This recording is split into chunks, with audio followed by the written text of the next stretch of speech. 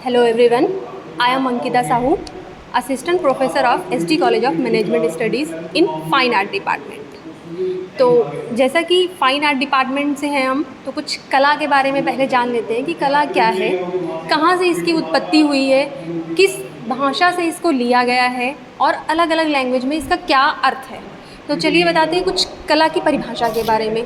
तो कला जो है वो किसी भी चीज़ को या किसी भी काम को किस निपुणता के साथ करना या कुशलता के साथ करना ही कला कहलाता है। ये नहीं कि आपका इंटरेस्ट है तो कला में आ गए, ऐसा कुछ नहीं है। किसी भी चीज़ को बहुत परफेक्ट तरीके से करना ही कला कहलाता है। और अगर हम बात करें कला की उत्पत्ति के बारे में कि कला जो शब्द है वो कहीं ना कहीं पहले तो प्रयोग किया गया होगा, तभी तो ये हमारे सामने निकल कर आया आज कला शब्द।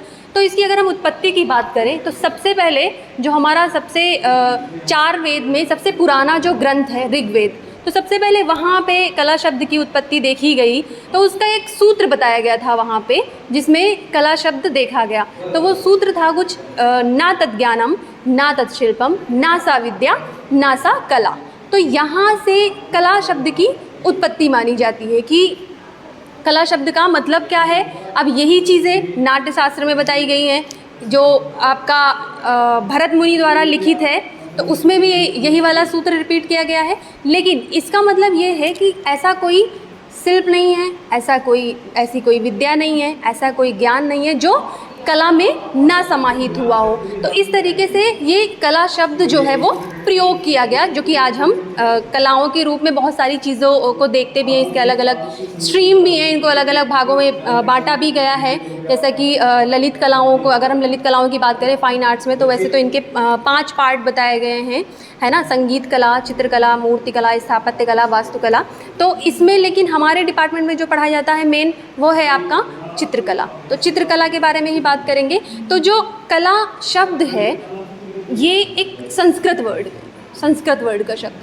तो ये जो कल धातु से निकला हुआ शब्द है, तो कल का मतलब होता है प्रेरित करना या फिर प्रसन्न करना, और एक कड़ धातु है उससे भी निकला हुआ है, जिसका अर्थ है ठीक करना या बनाना। अगर हम लैटिन भाषा में बात करें तो इसी कला का अर्थ है, आर्ट का अर्थ है आर्टम, वहाँ से निकला है। और यूनानी भाषा की अगर हम बात करें तो वहाँ पे इसको टेक्ने कहा गया है, तक्षण कहा गया है।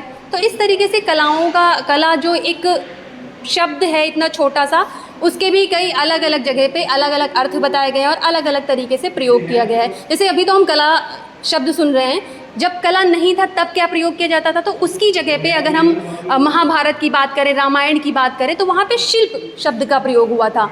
शिल्पकार कहते थे कलाकार को। तो शिल्प में बहुत सारी चीज़ें आ जाती हैं, इसीलिए फिर बाद में इस कला शब्द को अलग किया गया। और फिर अभी तो आप देख ही सकते हैं कि कितना व्यापक क्षेत्र इसका है ही। कलाओं के बारे में अगर हम बात करें तो ये तो आपको कुछ मैंने कला शब्द की उत्पत्ति बताई है। इसकी कुछ परिभाषाएं भी हैं, जैसा कि प्लेटो बहुत बड़े दार्शनिक हैं, उन्होंने कहा था कि कला जो है सत्य का अनुकरण है या सत्य की अनुकृति है। और अरिस्टोटल जो है उन्होंने कहा था कि कला जो है वो प्राकृतिक का अनुकरण है। रविन्द्रनाथ टैगोर जो है उन्होंने कहा था कि कला जो है वो एक अभिव्यक्ति है, कला के द्वारा मनुष्य जो है वो कुछ भी दिखा सकता है ना। तो आप लोग को पता नहीं होगा, जो रविन्द्रनाथ टैगोर थे वो एक कविकार नहीं थे, वो बल्कि एक चित्रकार भी थे। और उन्होंने चित्रकारी कहाँ से देखी, तो जब वो लिखते थे तो उनमें लिखते टाइम कुछ त्रुटियाँ हो जाती थी। तो उन त्रुटियों से उन्होंने, उन गलतियों को देखकर उन्होंने उसमें एक शेप देखी, वहाँ से उन्होंने कला की स्टार्टिंग की। तो उन्होंने लगभग 60 साल के बाद चित्रकारी स्टार्ट की थी। तो ये चीज़ें हैं कि कला जो क्षेत्र है वो एक छोटे से शब्द में सीमित नहीं है। और अगर हम बात करें अंगों के बारे में, कला के अंगों के बारे में, तो जैसे मनुष्य होता है तो उसके बॉडी पार्ट्स बहुत इंपॉर्टेंट होते हैं। भाई मनुष्य के अंदर अगर बॉडी पार्ट्स ही ना हो तो वो सारे काम को कैसे ठीक तरीके से कर सकता है। तो इसी तरीके से अगर हम किसी भी विषय के बारे में बात करें तो सभी के अंग होते हैं। तो वैसे ही कलाओं के भी कुछ अंग बताए गए हैं।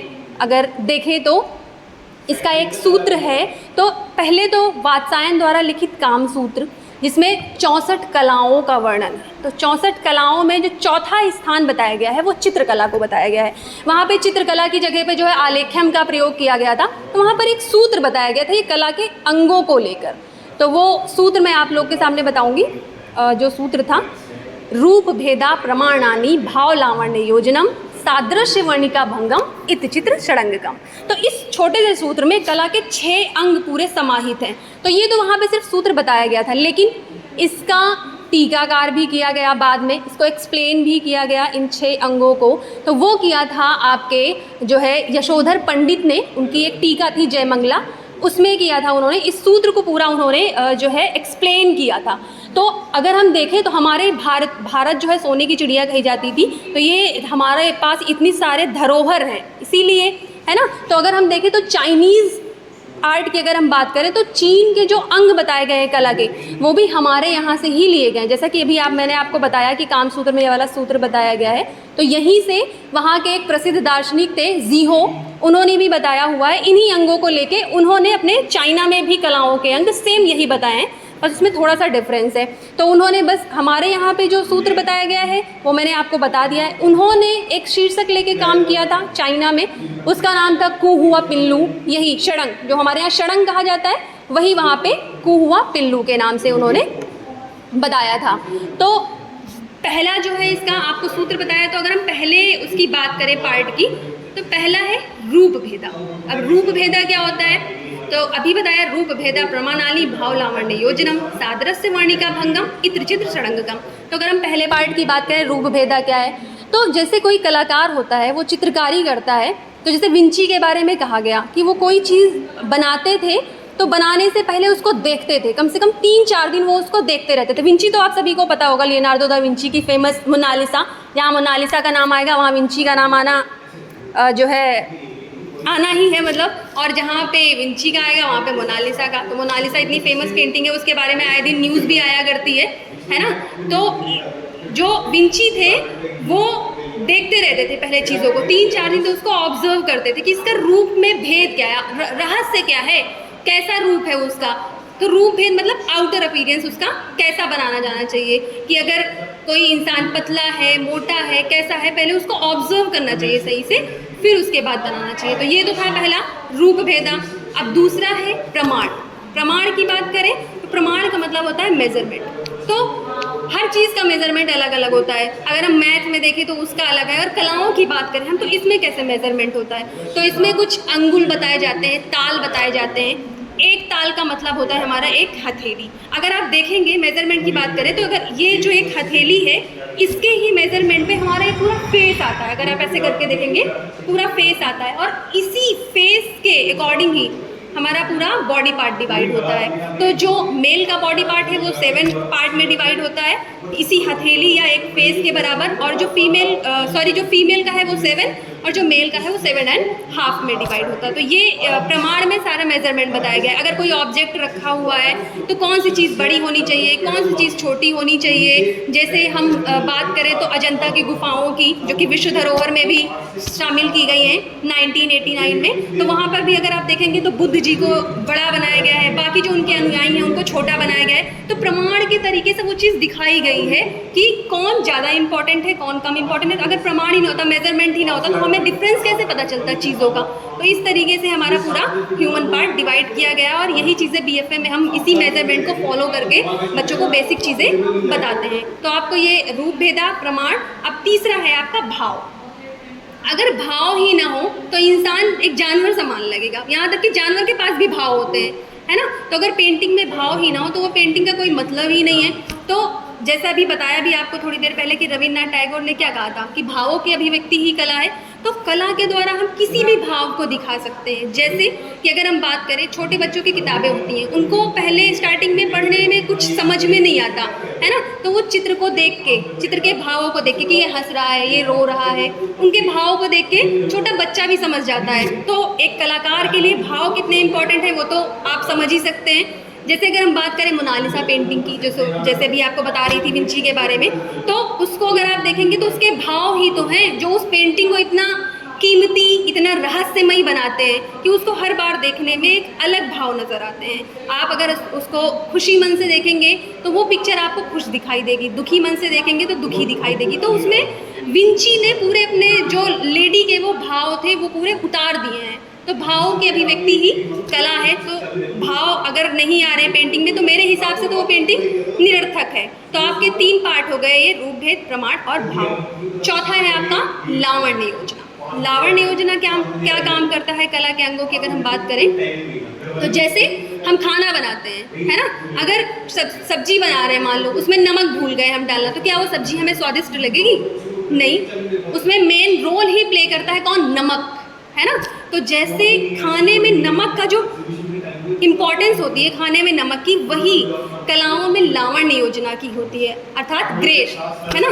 कोई भी चीज़ अगर थोड़ी सी बेकार है, जैसे कि आपके सामने अगर मैं एग्जांपल दूं तो आजकल मेकअप का बहुत ट्रेंड चल रहा है ना, तो लड़कियां किस प्रकार से अपने आप को इतना ग्रेसफुल बनाती हैं, कितनी सुंदर लगने लगती हैं वो, है ना। तो इसको हम बहुत अच्छे उसमें भी यूज़ कर सकते हैं, किस प्रकार से पेंटिंग को हम आउटर अपीयरेंस के द्वारा, ग्रेस के द्वारा ब्यूटीफुल बना सकते हैं। तो लावण्य योजना का काम ही है कि किसी बेकार सी चीज़ को बहुत सुंदर बनाना। तो ये है आपका लावण्य योजना, है ना। अब हम बात करें सादृश्य की, तो सादृश्य क्या होता है? सादृश्य में जो चीज़ जैसी दिख रही है, सामने जो चीज़ें हैं, अब मान लो मैं बना तो कुत्ता रही हूँ लेकिन बन गया बिल्ली, तो वो क्या कला में आएगा? नहीं आएगा। एक कला का विद्यार्थी तो फिर बेकार ही कहा जाएगा। तो जो चीज़ें जैसी दिख रही हैं, सादृश्य, सा मतलब समान, दृश्य मतलब जो हमें दिख रहा है ना। तो अगर हम जो चीज़ें देख रहे हैं उनको हूबहू नहीं बना पा रहे हैं तो हमारे लिए कला निरर्थक है, जब तक हम उसकी चीज़ों को सेम टू सेम कॉपी नहीं कर पा रहे हैं। तो सादृश्य में आपका ये चीज़ें आएंगी। अब आपका लास्ट जो अंग बचा है कला का वो है वर्णिका भंग। तो वर्णिका का मतलब वैसे तो ब्रश होता है, वर्ण का मतलब कलर होता है ना, आप सबको पता ही होगा। तो वर्णिका भंग में सारी चीज़ें आती हैं जो हम कला में प्रयोग करते हैं, चाहे हम कलर्स की बात करें, चाहे हम जो है ब्रश की बात करें, चाहे हम कैनवस की बात करें, चाहे हम ईजल की बात करें, जो भी चीज़ें आती हैं कला में, जितनी भी चीज़ें प्रयोग होती हैं, चित्रकार को जो भी चीज़ों की आवश्यकता होती है वो सारी आपकी वर्णिका भंग में आती है। तो ये आपका पूरा कला के 6 अंग के बारे में था, और आशा करती हूँ कि ये जो कलाओं के 6 अंग हैं वो आपके लिए बहुत लाभान्वित होंगे। धन्यवाद।